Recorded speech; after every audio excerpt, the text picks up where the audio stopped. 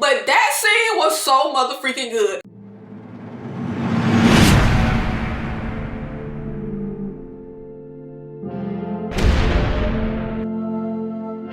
What's up? It's Nikki. Welcome to my channel, or welcome back to my channel. In this video, I will be reviewing the movie Antlers, which follows a middle school teacher who discovers that one of her students' secret is more than meets the eye. In this movie, we are given a story of a Native American legend about a monster in the forest with an insatiable appetite that feeds on people.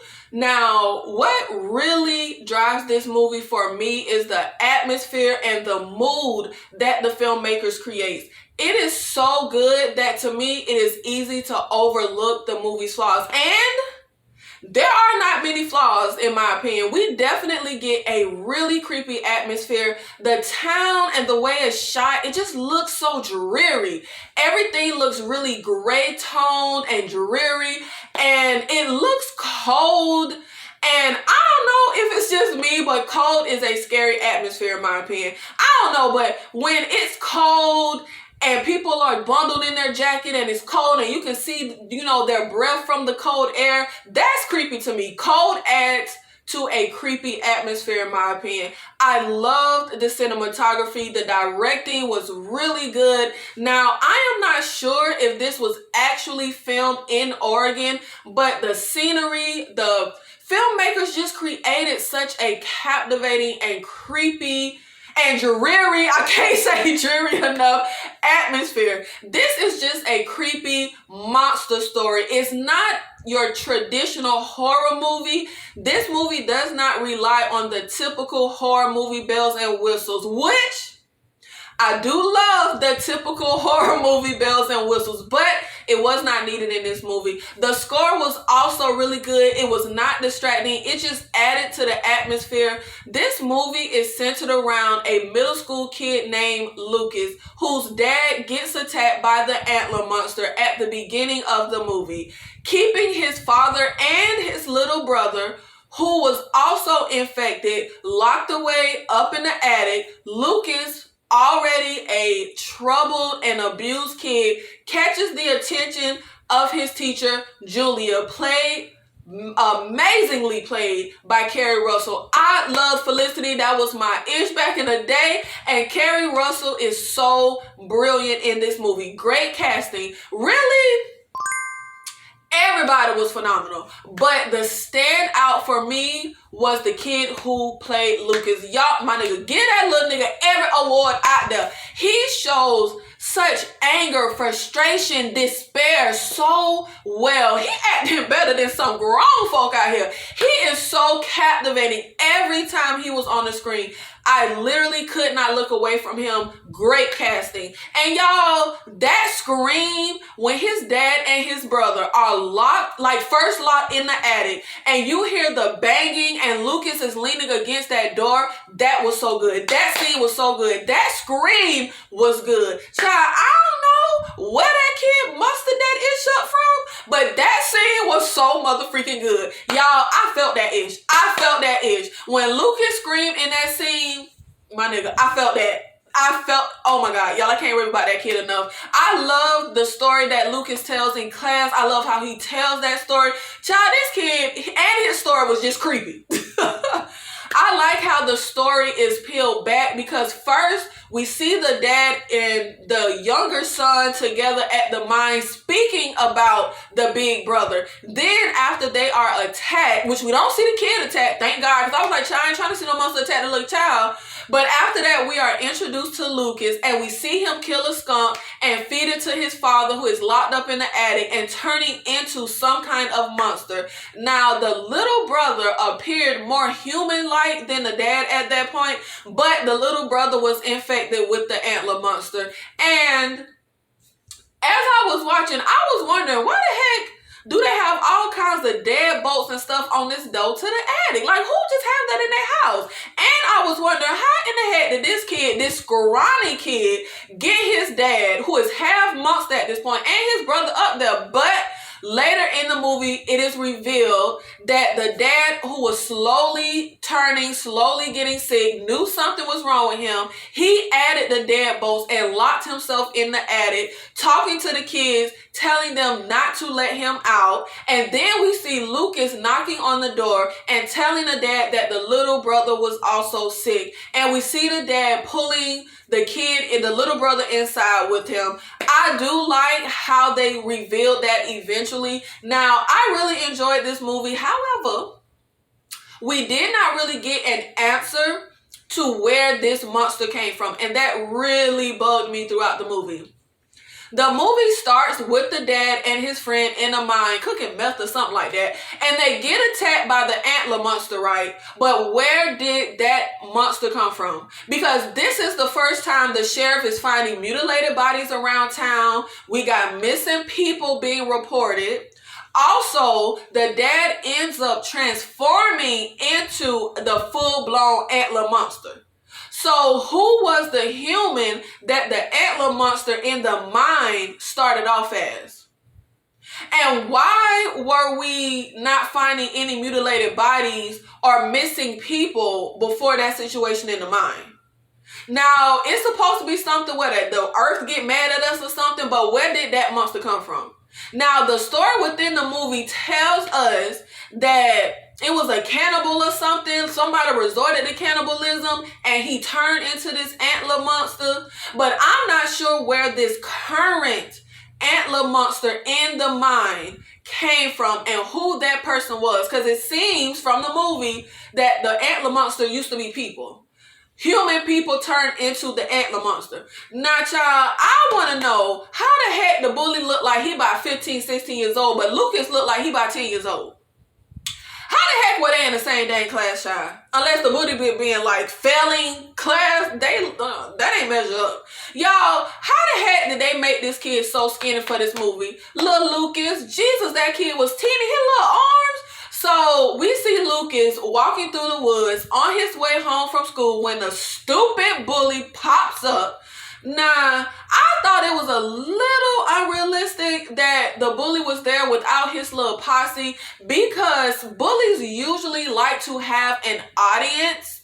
But the antler monster, aka Lucas's dad, pops up in the woods and child Lucas takes off running. But I was very interested if the dad would have attacked his own child, like when he was in the attic once he was the antler monster. But while the bully just stands there staring in disbelief, and the angle that this was shot at, we see above the antler monster head, the antlers, like looking down at the bully. And from that angle, child, the antler monster seemed like a motherfucking giant. But I liked how that was shot. Now, when the bully got killed, my first thought was, shoot, little nigga, that's what you get. You shouldn't be a bully. Y'all, I can't with bullies. I can't. Lucas is like half that kid's size, smaller than that, really. Obviously miserable. And you choose to torment him, but I guess I feel a little empathy for the dang bully child. He did deserve to get his comeuppance for being a bully, but he did not deserve to get killed by the antler monster. Them antler monster attacks seem vicious like a mofo, y'all. But the other half of me is like, that's what you get. If you hadn't been in the woods trying to be a motherfucking bully, you would not have ran into the antler monster. Now, I feel like they do really well, or they did really well, adding in the subplot of the Carrie Russell history of abuse without it taking away from the main story. It's just enough to understand her character, understand her being so drawn to Lucas and compelled to help him, and for the audience to empathize with her and understand her character motivations. Now, I do think that constantly showing Carrie Russell at that dang corner store tempted to buy alcohol was unnecessary. Why we had to keep saying that? It was too repetitive. I mean, we get it. We got it. The audience ain't that slow, bro. Like, we ain't need to see that many times. We got it. We get the point. I'm not sure why they had to show that multiple times. That kind of annoyed me. Now, Carrie Russell's character has a brother who is also the sheriff, and the dynamic between the brother and sister to me was so good. The acting in this, I feel like the acting was just so good. Their relationship was complicated, but it was not a situation where their little subplot was like convoluted and just was too much in the story. There was just despair and grief all around for our central characters, and that added to the atmosphere to me. Now, after finding disturbing drawings in Lucas' desk, Carrie Russell goes to the principal with her concerns. I think that lady was the principal. The principal ends up going to Lucas' house, but unlike when Carrie Russell character went to the house, the principal go inside the house after knocking on the door and nobody answer. And she looks around despite hearing strange noises. Now, see, when Carrie Russell went to the house and she heard strange noises, the baby got the heck up out of Dodge City. Now, this did not make much sense to me. Now, you know, there is a grown behind man who lives in this house, possibly abusive. Why would you go inside of this man's house alone and uninvited? Then, when she hears a noise behind a deadbolt locked door, she say, "Mr. Weaver?" Lady, the door is locked from the outside. Why in the heck would Mr. Weaver be in there? Why would he be behind the door? And who walks inside of someone else's house and opens up a door that is locked with a motherfucking deadbolt? That ish was really blowing my... Like, it's a deadbolt, bro. It ain't just a little lock. I don't know. That was just insane. Okay, now, look. I will buy the lady walking inside the house, right? I'll buy that. But once she saw that deadbolt locked door and heard the kid crying, whimpering, she should have went and got the cops. Period. Especially as a principal, as someone who works at a school, you should know how abuse or suspected child abuse situations work, because she also mentions that when Carrie Russell comes to her, you do not just walk in, you go call somebody. I'm not opening up nothing with a deadbolt. Unless I hear my mama back there, then when she starts to open the door, she is hit by some horrible smell. I do not buy that you would just continue proceeding forward. I don't buy it. This was sad though, y'all. This lady did not deserve to die like this. Now, at this point, when the dad attacks the principal, he's like a half human, half beast kind of thing. But after he feeds on the lady, he transforms into the antler monster, which I think is the symbolism from the story when the guy turned into a cannibal. Now, people talk about the bones breaking sound, distorted body thing that a lot of horror movies do, but child, for me, that ish ain't got old yet. That ish is creepy, and it was done really well here, in my opinion. I thought this scene was great. I really like this scene. And child, when we see the mother freaking antlers breaking through the nigga mouth, child, I couldn't take it. I was squirming throughout this entire scene. I don't like gore and nasty stuff, which is crazy because horror is my favorite genre and it be the goriest movies that I love. But child, seeing the body of the friend from the mine at the coroner office was so disturbing. I couldn't look away though, child. I was so into it, but I hate nasty. It was disgusting. Now, while the principal is at Lucas's house, they show us Lucas in class. The classroom is shot dimly lit with the film playing and the lights and shadows, the way the kid is shot, the way that Carrie Russell is staring at the kid. It was so good. This scene was so good, y'all. I just love this movie. Y'all, okay, so the sheriff, Carrie Russell's brother, gets a search warrant for Lucas's house, and they find his dad's body in the attic, and the little brother is missing. Oh, sorry guys, he got the warrant because the principal's car was found at his house. Lucas goes to the hospital and then is released to his teacher. Now, I'm not sure how stuff like this works. I don't know if Lucas going with his teacher, being released to his teacher, whatever, is realistic. But, I mean, even if it's not the usual protocol, her brother is the sheriff. And it is a small town. So, I guess maybe he made it happen, pulled some strings, whatever the heck. Now, after they find the bully's mutilated body, the cop Dan is like, what the heck is going on? Y'all, did the town only have 2 cops? I feel like it was only sheriff and Dan.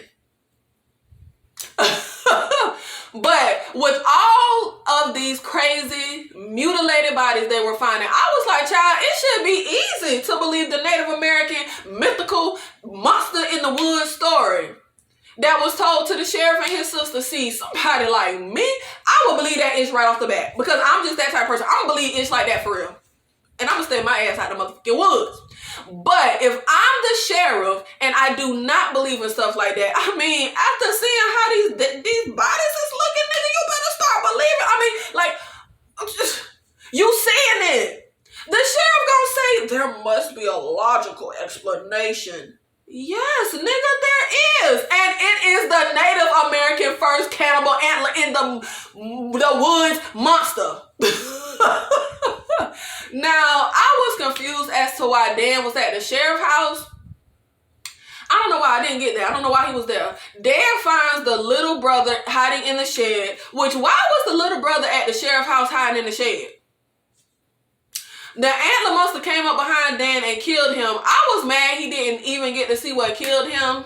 Now, when the sheriff gets back to the house after Dan radioed him, now, okay, I get that he was just talking to Dan, who told him about the shed, but why wouldn't you go straight inside the house and make sure your sister is okay? I didn't understand that. The sheriff literally parked his car closer to the house than to the shed, but he walked all the way over to the shed and never went to the house to check on his sister. Now, when the sheriff gets to the shed, I did not care for this scene. He sees the kid hiding, and then he gets attacked in the doorway from behind by the antler monster. I don't know, child. I didn't care for this because we literally just saw this exact scene with Dan. We didn't need to see this again. I mean, why couldn't we get something different? But for some reason, the antler monster stabbed Dan, but just threw the sheriff. I'm not sure how the antler monster picks who to kill versus who to infect. Lucas runs off from Carrie Russell and heads to the mine to be with his little brother. I did not understand any of this. Lucas said that his brother and his dad would be at the mine. But how do you know where your brother and your dad gonna be at, child? And why was the brother and the antler monster at the sheriff's house? Of all the places in town to be, why were they there? Why did the brother and the antler monster leave the sheriff's house and then head to the mine? I don't know. Now, child, when Carrie Russell goes in the mine and they show the antler monster with a human face, skin, or whatever hanging on him, y'all, what the heck was that? I don't know. That looked crazy like a mug. Okay, so this little showdown with the antler monster versus Carrie Russell could have definitely been better. First of all, the antler monster seemed to be lazily swinging at the teacher when all the other times in the movie he was tearing niggas up. Now, I'm not sure if that's because he was in his weakened state. They were told that the only way to kill the antler monster is when he's in his weakened state, and you have to like extinguish his beating heart, forcing it to find another host or whatever the heck. But it just seemed like a way too easy fight for Carrie Russell. Now, after she kills the monster and the little brother started changing and Lucas stepped in the way, that was so sad. But I thought Lucas was going to attack the teacher, trying to save his brother, because like, you cool and all, teacher, but they're my brother. It was ironic though at the very end of the movie when the sheriff says to Carrie Russell, do you think you could kill something you love or someone you love, seeing as her brother now got the sickness? And that made me mad, y'all, because my heart was hurting. My heart was hurting when the sheriff got attacked at the shed by the antler monster, because I did not want the sheriff to die. I didn't. But he basically did because he got infected with the antler monster. I would love to hear what you guys thought of this movie, because I love this movie so much. I freaking love this movie. Now, I usually watch stuff twice that I review, but child, I saw this movie 3 times because I enjoyed it just that much. I would have to give this a solid 6 out of 10. Thank you so much for watching this video, especially if you watched until the end. If you like my content, please make sure you support my channel. Make sure you like this video, comment down below, make sure you subscribe, hit the bell notification so you will be alerted when I post TV show reviews and movie reviews. I'll see you in the next video. Thank you.